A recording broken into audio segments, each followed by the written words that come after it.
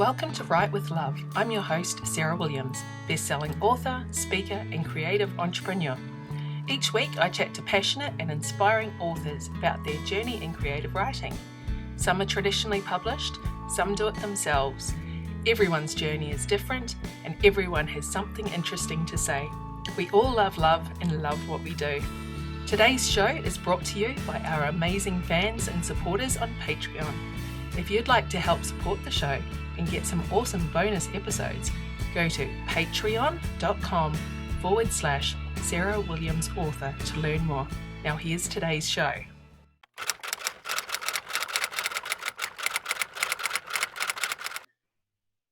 G'day and welcome to Write with Love.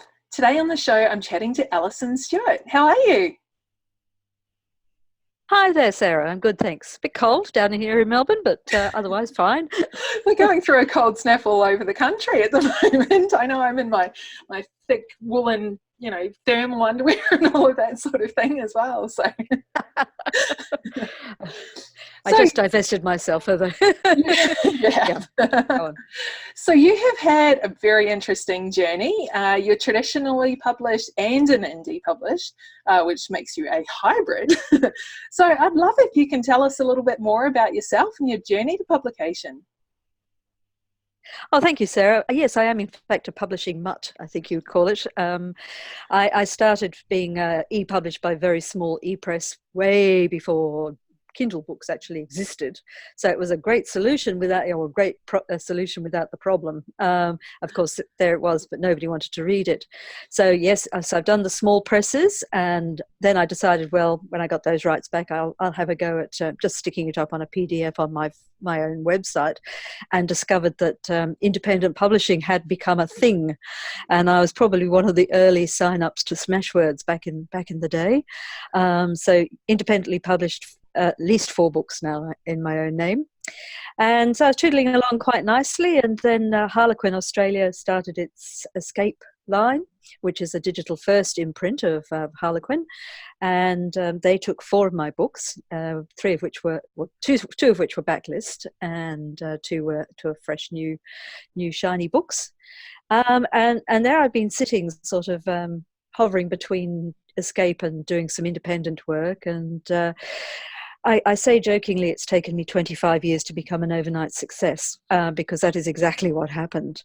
I kind of felt I had a couple of books up my sleeve, and I felt that there was probably a market for them. And after long discussions with my husband, I eventually gave up my day job. And it was as if the universe went, we've been waiting for this, and it just dumped on me full time. I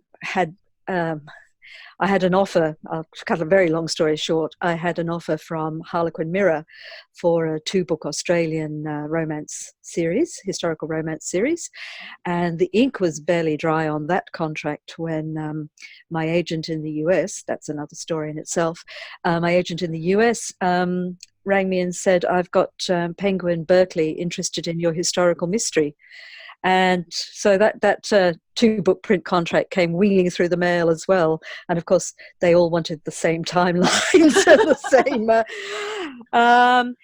same sort of, and so that hence the reason one's released in June and the other in August. And to be quite honest, I don't think I have ever been as busy in my life as I have been for the last 2 years. So the moral of this story is, be careful what you wish for, because it might come true. So there we are. Yeah. So a bit of indie publishing, a bit of digital first publishing, and now 2 mainstream full-time print contracts, one in Australia and one in the US. So yes, 25 years to become an overnight success. Yeah, that's incredible. Wow. So back to growing up, you actually spent a lot of time living in Kenya when you were a child. That must have been, you probably didn't think it was all that different at the time, but looking back, do you think that growing up there has kind of influenced the person you've become? Well, oh, no doubt about it. I'm actually 3rd generation. My mother was born there. My grandparents went out in the late 1920s. So yes, it's in the DNA. It's in the blood. My father's family coincidentally happened to be out there as well. My mother went back to England at the end of the war, but couldn't wait to get back to Kenya as soon as she could. And as a social worker, took a job in Kenya as an adult. And at the same time, my father was in the British Army, as we say jokingly, pursuing the decline and fall of the British Empire. Wherever he went, it declined and fell.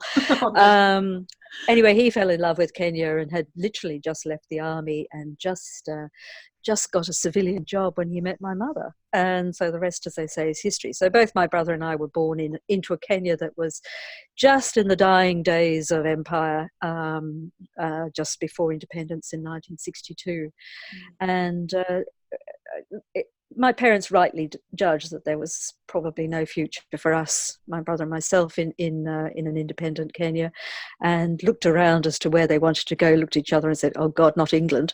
And we ended up in Perth in 1968, and Dad couldn't get a job over there. And so he literally had us booked on a boat back to Africa, to South Africa, against my grandfather's advice, when a job came up in Melbourne. And there, but for the grace of God, go I. So I've lived in Melbourne 50 years now, and it's home, and my family are all here, and I wouldn't think of calling anywhere else.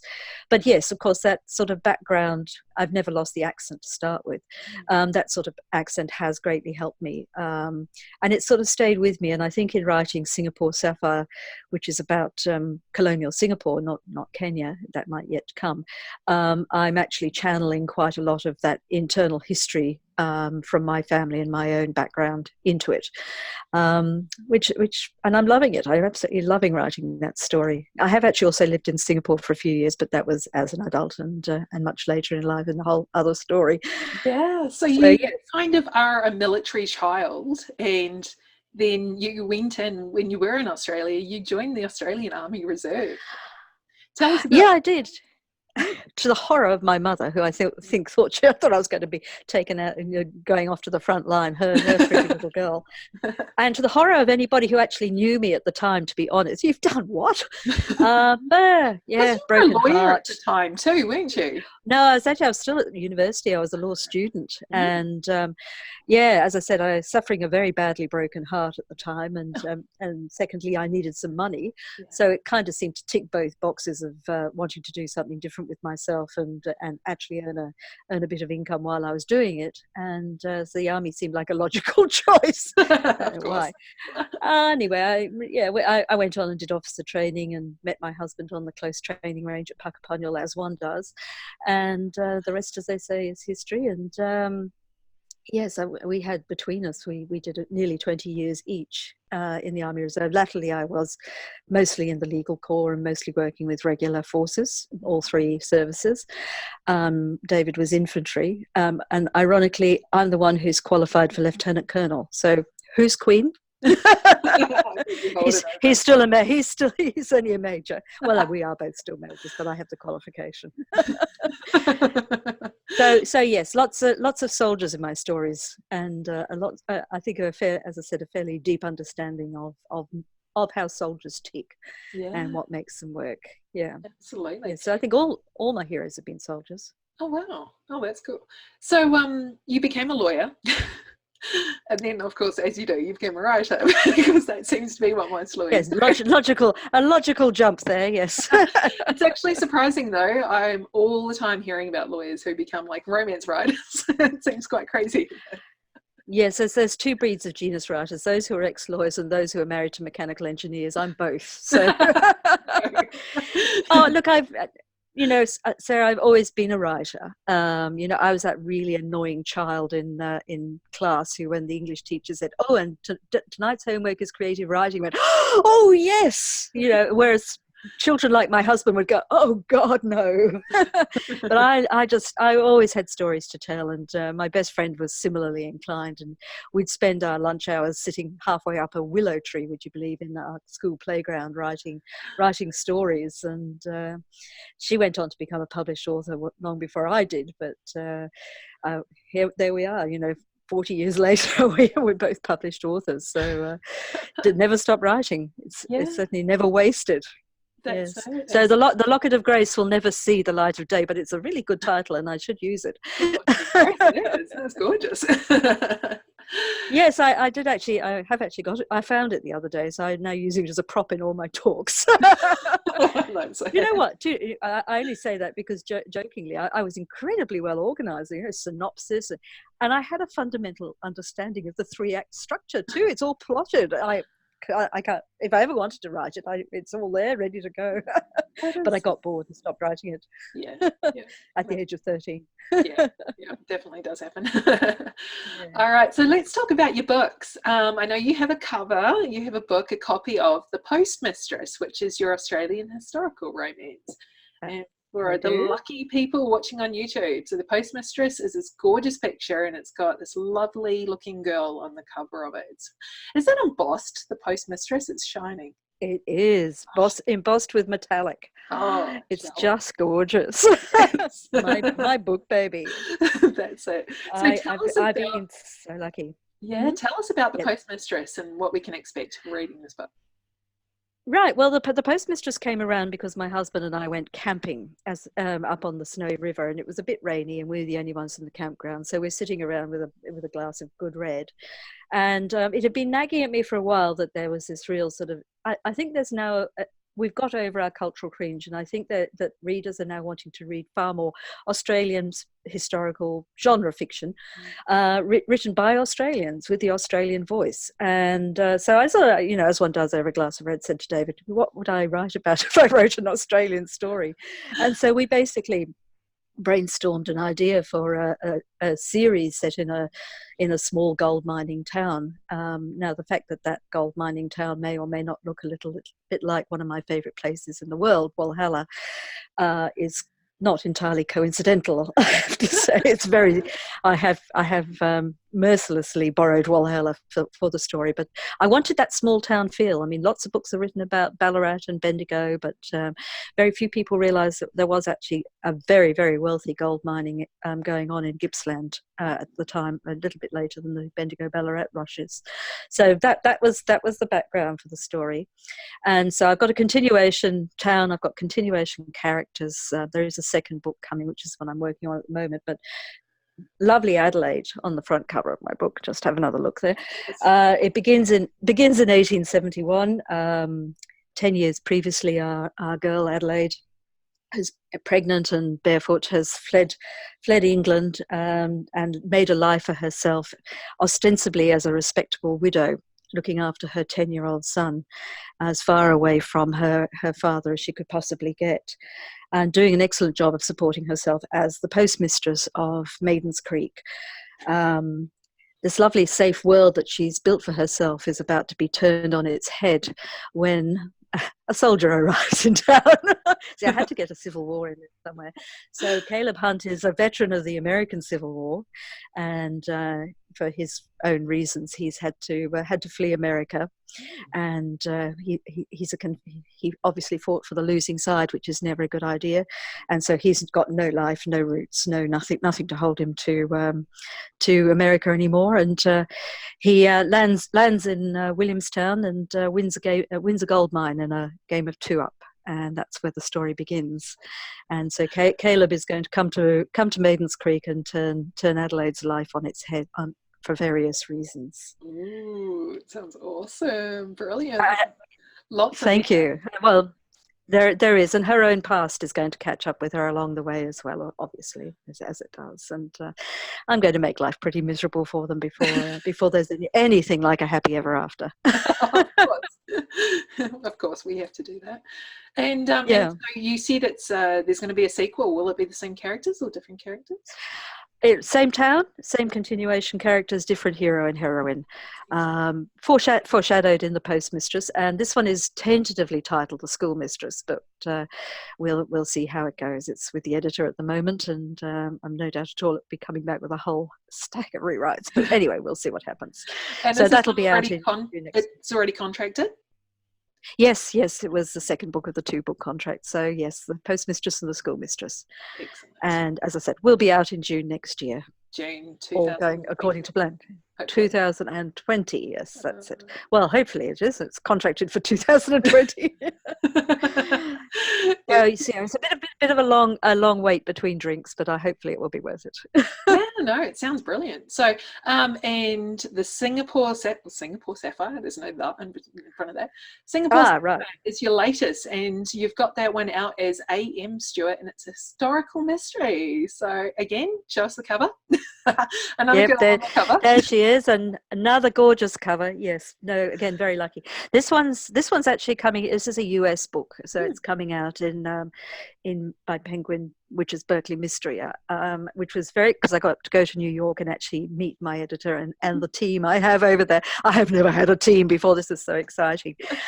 So between Alison Stuart, A.M. Stuart, and everybody else, my husband says it's getting a bit crowded in bed, but it's a little bit confusing.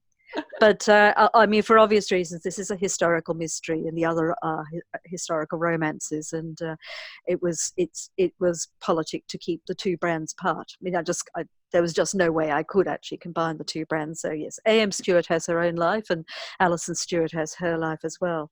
So Singapore Sapphire has been has had a much longer gestation. It sort of goes back to the time that I was living in Singapore back in the early 2000s, and spending my time hanging around the National Library in Singapore, as just an expat wife does. I'm sure they do other things as well, but that's what I was doing. And I came across an advert on the microfiche in addition to the Straits Times about 1905 that began, "An English woman undertakes typing and shorthand, absolute secrecy guaranteed." Real advert, as I live and breathe, and I brooded on that for a very, very long time. And poor Mrs. Howell, whoever she was, who put the advert in, has become Harriet Gordon. And Harriet is the protagonist of this particular series of historical mysteries. She is, as the title might suggest, a shorthand typist, and also a failed suffragette, failed in her own mind, not necessarily in anybody else's. And she's come to Singapore to basically be the unpaid admin assistant at her brother's school. And in order to earn a little bit of extra income, she's offering her services as a typist in shorthand. And it's just unfortunate for her that her very first client she finds dead with a knife in his throat. So that's the start of it. And of course, as in the good tradition of the lovely thing about writing these historical mysteries is it's a very well-known trope. And of course there is a professional policeman who is Inspector Robert Curran of the Straits Settlements Police, and the two of them are at the moment it's planned to be a 6-book arc, so we'll see what happens. But he's an interesting character in his own right, and I'm having an awful lot of fun with those. And my husband says, "I'm sure you've turned to murder because I've retired and come home." Yeah, maybe. But yeah, no, I'm having a lot of fun with Harriet and Robert. And so Singapore Sapphire came out in August, just early August. So please go to your local bookstore and ask for it, because they should be able to get it in, even if it's not widely distributed here in Australia. And the second one I'm also working on at the moment is The Colonel's Lady, or The Colonel's Lady is Dead. I'm not quite sure where we'll go with that title, but again, a working title. So cool. quite a military one. So lots to draw on from my own past for that one, yes. So the sequel to Singapore Sapphire will be out in 2020 as well? Yes, surprisingly enough, in August 2020. I had to. They wanted to do it in July, and I thought, no, can we at least have 2 months between the books? Because neither publisher likes to actually acknowledge that there might be other calls on my time. So I do feel a bit schizophrenic at the moment. Like I have two personalities. So what are you doing? Are you literally writing both the books at the same time? You write one for a couple of hours and then write the other, or?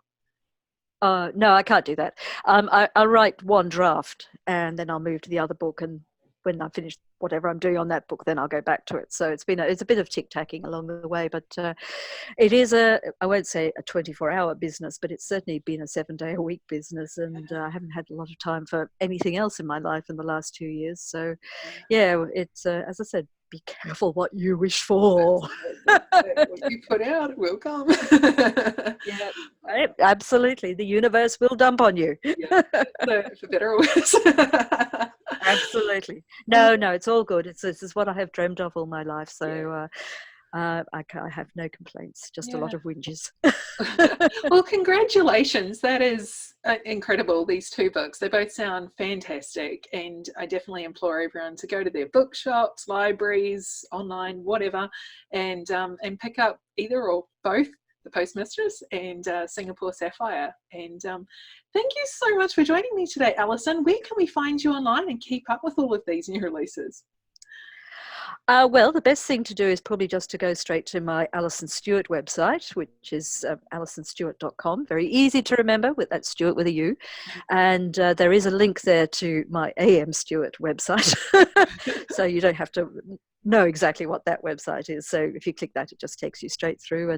And please do think about signing up for my the 2 newsletters I have, because I am 2 people. And I promise not to bombard you, but it's by far the best way of keeping in touch with me. Or find me anywhere on social media. I'm always there. Yeah, we all are these days. Awesome. We are. Well, thank you so much for your time today, Alison. I really enjoyed that. Well, thank you. I enjoyed it too, Sarah. Always lovely to chat to you. Thanks for joining me today. I hope you enjoyed the show. Jump onto my website, sarahwilliamsauthor.com, and join my mailing list to receive a free preview of my books and lots of other inspiration. If you like the show and want it to continue, you can become a sponsor for just a couple of dollars a month. Go to patreon.com/Sarah Williams Author. And remember to follow me on Facebook, Twitter, and Instagram. And don't forget to subscribe to my YouTube channel and leave a review of the podcast. I'll be back next week with another loved up episode. Bye!